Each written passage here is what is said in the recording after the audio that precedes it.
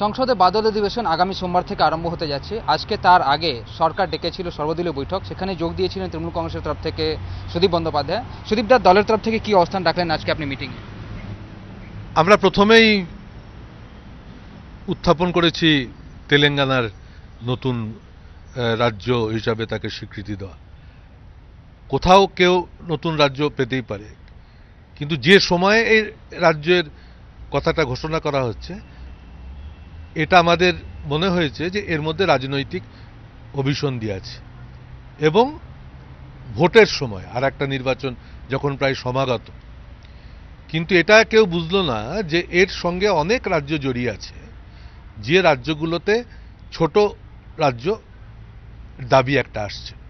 আমি অনুসন্ধান করে দেখেছি তেলেঙ্গানা হলে সেখানে 17 থেকে 20 জন এমপি থাকবে, কিন্তু দার্জিলিং জেলাতে একটা পুরো এমপিও নেই। দার্জিলিং লোকসভা কেন্দ্রে 3টে বিধানসভা কেন্দ্র, তারা আলাদা রাজ্য চাইছে।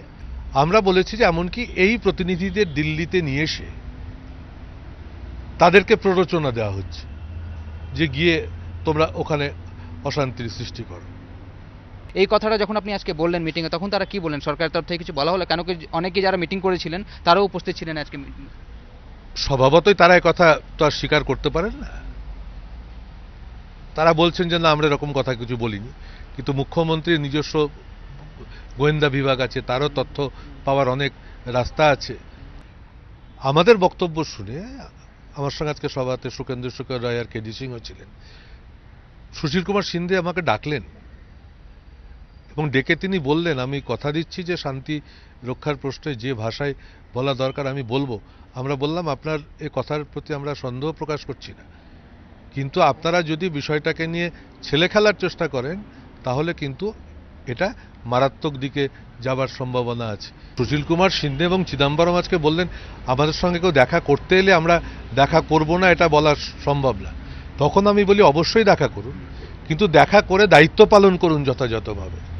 আপনাদের তরফ থেকে যে কথা বললে দার্জিলিংয়ে শান্তি বজায় থাকে এবং একটা সুষ্ঠু আলোচনার দরজা খোলা থাকে, সেদিকে আপনারা বিশেষ করে নজর দিন। আমার মনে হয় যে স্বরাষ্ট্রমন্ত্রী সদর্থকভাবে আমাকে বলেছেন সেই কথা। আমরা অপেক্ষা করে থাকব যে তারা কিভাবে কি ভাষায় কথা বলছে। আমরা এমন কথাও বলেছিলাম যে এই লোকসভাতেই যদি তেলেঙ্গানার বিষয় আসে তাহলে কিন্তু আমরা আমাদের এই অভিমত ব্যক্ত করব এবং বিরোধিতা করব। তখন ওরা জানান যে না, এই লোকসভাতে এই বিল আসছে না। স্পষ্ট করলেন সুদীপ বন্দ্যোপাধ্যায় কি সোমবার থেকে যে বাদল অধিবেশন আরম্ভ হতে যাচ্ছে সেখানে কি অবস্থান থাকবে দলের, বিশেষ করে গোর্খাল্যান্ড নিয়ে যে দাবি নিয়ে একটা দার্জিলিংয়ে অশান্ত পরিস্থিতি তৈরি হয়েছে, সেটা কিন্তু আজকে উদ্বেগ প্রকাশ করা হয়েছে তৃণমূল কংগ্রেসের তরফ থেকে অল পার্টি মিটিংয়ে, এবং সেখানে সরকারের তরফ থেকে প্রতিশ্রুতি দেওয়া হয়েছে যে তারা সব ধরনের সমর্থন করবেন রাজ্যকে সেখানে শান্তি বজায় রাখার জন্য।